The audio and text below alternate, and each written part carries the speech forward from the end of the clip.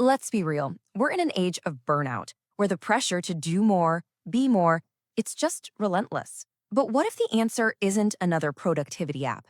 What if it's an ancient idea that modern science is just now starting to prove?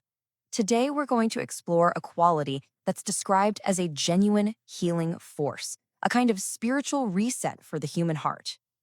If you're out there navigating your career, you know exactly what I'm talking about.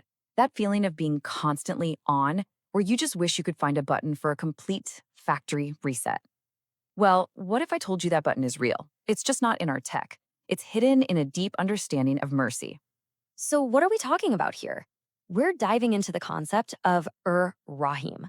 But for a second, just think of it as a universal source of healing, a fundamental compassion that science is finally mapping out. This, right here, could be the antidote we've all been searching for. And look, this isn't just some feel-good philosophy. We've got hard science to back it up. Psychological studies are showing that when we practice empathy and compassion for others, and yeah, for ourselves too, our brains literally change. Your levels of cortisol, that's the stress hormone, actually go down. Meanwhile, feelings of happiness and well-being shoot up. The healing is real. It's biological. Okay, so just how deep does this idea of mercy go? Well, it seems to be coded into the very fabric of our reality. I mean, from the grand scale of the universe itself, right down to our own biology. The term Ar-Rahim comes from the Arabic root R-H-M. Now, what's absolutely fascinating is that this exact same root gives us the word Rahim, which means the mother's womb. That connection is no accident. It's a powerful metaphor, right? It frames this mercy as this protective, nourishing, life-giving space, a place of total safety and growth. And this idea of an all-encompassing protective mercy is absolutely central. A verse in the Quran puts it so directly: "My mercy encompasses all things." That suggests this isn't some selective force. It's a fundamental quality of existence itself. And you can almost see its signature written across the cosmos. The fine-tuning of our universe is just staggering. I mean, think about it. Earth's perfect distance from the sun, the atmosphere shielding us from radiation, the precise strength of gravity. If any of these were off by just a tiny fraction, life wouldn't be possible. This incredible balance, you could see it as a physical expression of a compassionate, life-sustaining order. So let's bring it from the cosmic down to something we use every day. We can totally understand this idea through our tech, right? We've got undo buttons, a trash bin to get stuff back, and the ultimate factory reset. Well, Ar-Rahim offers the exact same functions for our soul. A chance to start over, forgiveness for our screw-ups, and the opportunity for a total spiritual renewal. We've seen this idea on a cosmic scale, and we've seen it as a metaphor. Now let's zoom all the way in. Let's look at the actual neurochemistry going on inside your brain. How does practicing mercy literally rewire you from the inside out? Get this. When we give or receive compassion, our brain chemistry physically shifts. Just look at this chart.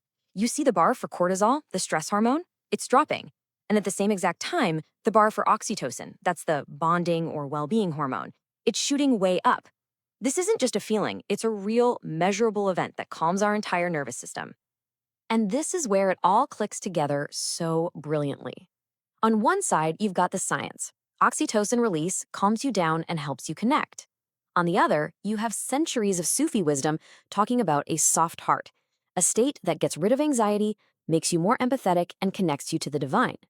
They're describing the exact same thing. One uses the language of biology, the other the language of the soul. You know, the great spiritual masters, they understood this stuff intuitively. Imam Ghazali taught that we should look at people's mistakes with mercy, not with judgment. Badiüzzaman Said Nursi saw the same deep compassion in something as simple as a mother bird feeding its babies. And Imam Rabbani said, this mercy is the essential fuel for our entire spiritual journey. Okay, this is all great, but how do we actually use this in our hectic, high-stress lives? This isn't about adding one more thing to your endless to-do list. It's about weaving tiny, powerful resets into the day you're already living. Think of this as your own personal toolkit for a balanced soul. So here's a super simple 4-step guide. First, awareness. Just try to notice one act of compassion today. Could be tiny.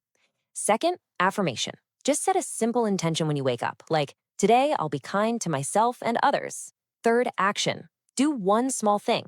Send an encouraging text. That's it. And fourth, reflection. Before you go to sleep, give yourself a break for any mistakes you made, just like you would for a friend. And hey, if you only have 60 seconds, try this. Find a quiet moment, anywhere. Just place a hand over your heart, breathe in, and silently think, Ya Rahim, imagining a warm, healing light. Breathe out and just let the tension go. It's like a powerful microdose of peace you can access anytime. Look, this isn't just about a quick fix for stress. This is about building real, long-term psychological strength.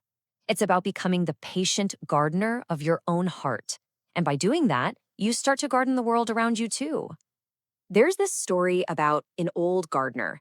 Day after day, he'd carry just a little bit of water to this dry, barren piece of land. People thought he was crazy, but over time, a tiny sprout pushed through. That sprout grew into a huge tree that gave shade to everyone. His small, consistent, patient act of compassion gave life. Just like divine mercy can make a heart that feels barren bloom again. And that is the final, most important thing I want you to walk away with.